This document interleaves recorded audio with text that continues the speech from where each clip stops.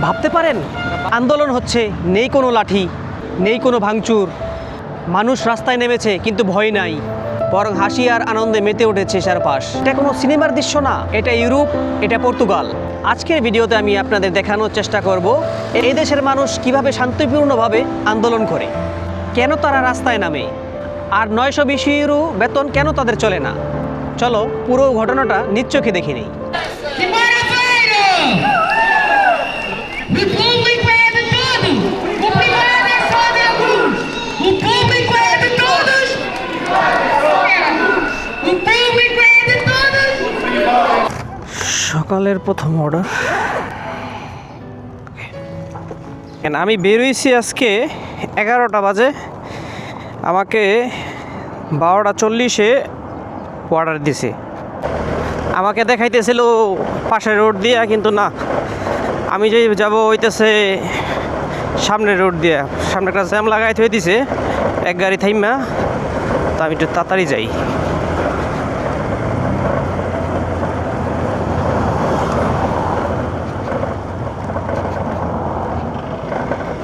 আপনারা জানেন এই ভাঙাচোরা রাস্তাটা দিয়ে আমি মাঝে মাঝেই যাই, কারণ এই জায়গা দিয়ে শর্টকাটে যাওয়া যায়।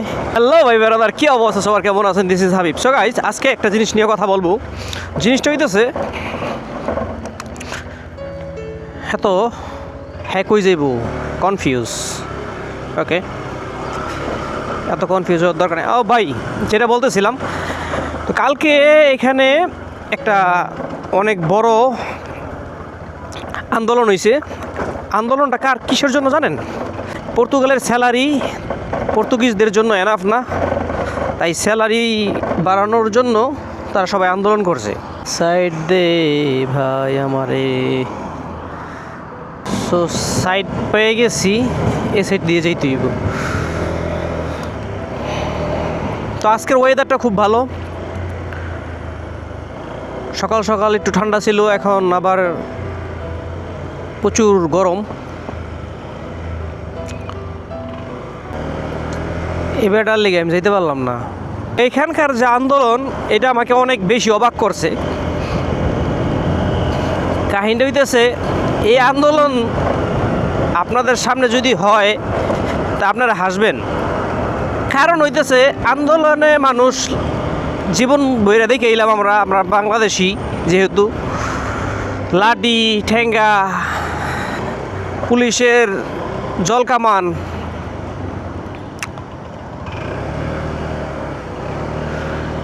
গুলি। এ বন্ধু কেসে? হ্যাঁ বন্ধু, এখানে দাঁড়ায় রয়েছি, নেপালি বন্ধু। তো যেটা বলতেছিলাম, বিভিন্ন ধরনের অস্ত্রশস্ত্র থাকে। আবার মানুষের যারা আন্দোলন করে তাদের হাতে লাঠি ছোটা থাকে। কিন্তু এইখানকার আন্দোলন ভাই, কালকে দেখি কি যে বক্স টক্স নিয়ে তারা নাচতে নাচতে আন্দোলন করতেছে। তো এই আন্দোলন যদি সরকার দেখে,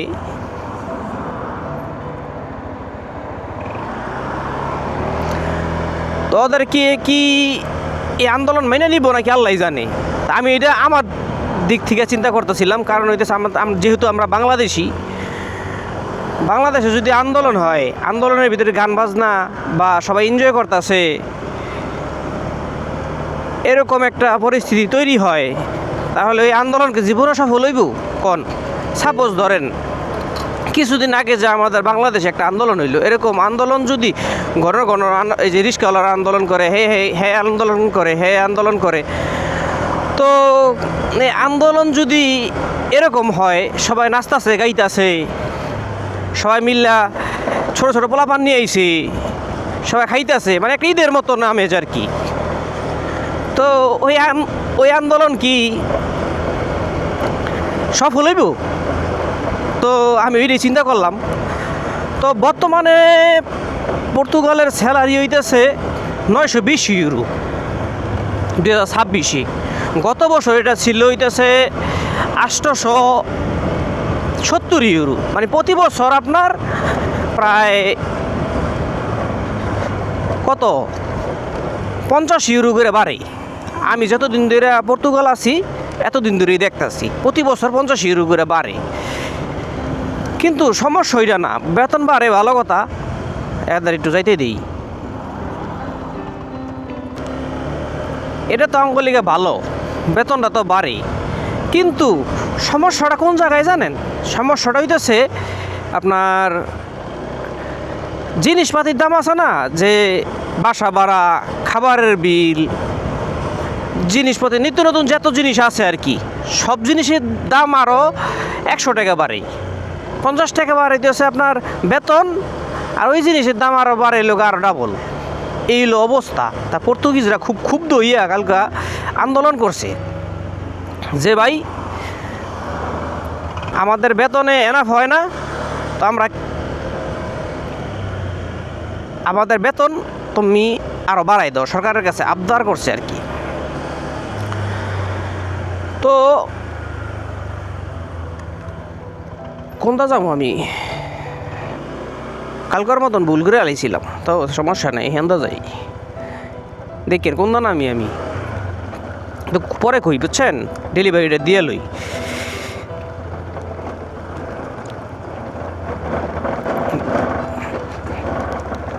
কাস্টমারটা অনেক নিরিবিলি জায়গায় থাকে, দেখা যায়, দেখছেন কোন জায়গায় আইলাম।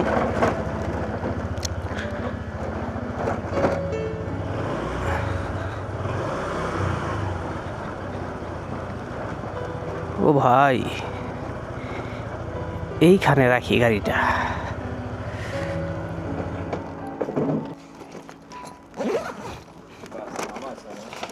Obrigado.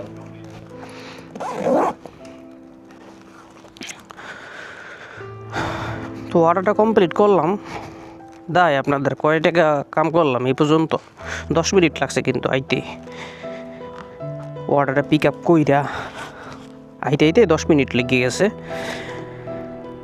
এই যে দেন 299, অলমোস্ট 3 টাকা 1 সেন্ট কম আর কি। ওকে, এখন আবার সেলফি চাইতেছে কবেলা,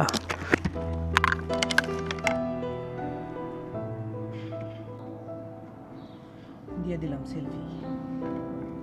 এই চিপা রাস্তাগুলো দিয়া গাড়ি হুট করে আয়া পড়ে, মাঝে মাঝে প্রবলেম হয়।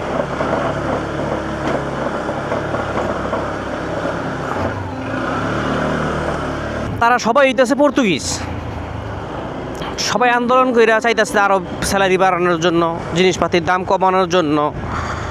তো এখন আমাদের কি লাভ ভাই? আমাদের কোনো লাভ নাই এখানে, আমাদের কোনো লাভও নাই, লসও নাই। যদি বেতন বাড়ে বেশির থেকে বেশি, যদি ওরা অর্ডার অনলাইনে দেয়, তাহলে আমরা 2 টাকা কামাইতে পারব। কিন্তু ভাই যারা আমরা উবার ইটস করি বা ফুড ডেলিভারির কাজ করি,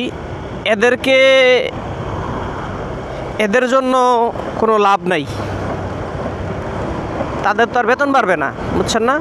কিন্তু এখানে একটা কথা আছে, যদি আপনার যারা রেস্টুরেন্ট লাইনে বা বিভিন্ন সেক্টরে কাজ করে, তাদের জন্য আবার জিনিসটা অনেক ভালো। যদি বেতন বাড়ে এই আন্দোলনের মাধ্যমে, তাহলে কিন্তু লাভটা তাদের বেশি হবে।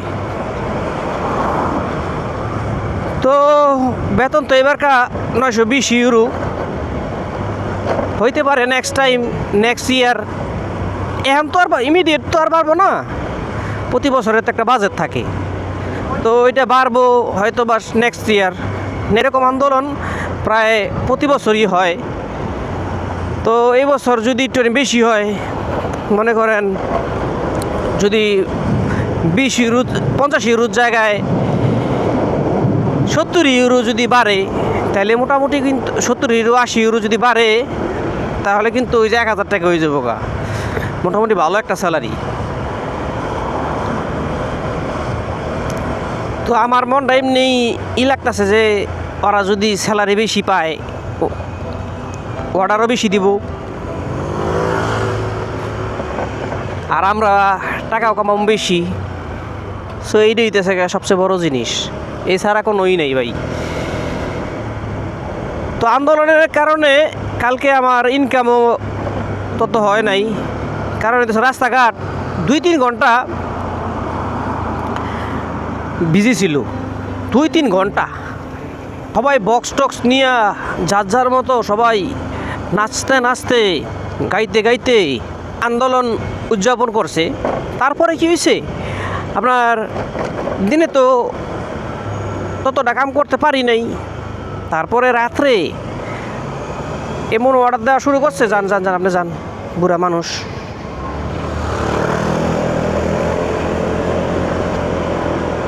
তো রাত্রে মোটামুটি আলহামদুলিল্লাহ ভালো ইনকাম হয়েছে।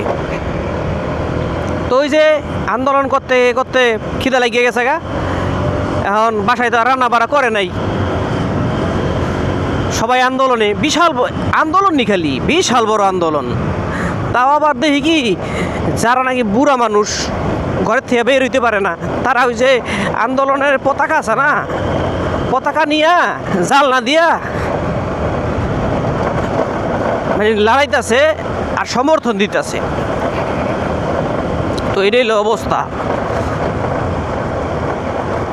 সরকার 2 দিন পর পর কিন্তু ওঠানামা করে, মন চাইলে জায়গা, ততটা ক্ষমতা লুবি না, কারণ হইতেছে বলতে পারে আর সরকার ওইটা সেটা শোনে। তো যাই হোক, তো আমার ইনকাম আজকে ভালো না, একটা বেজে গেল, 299 একটা অর্ডার পাইছি, এডি আর কোনো অর্ডার নাই।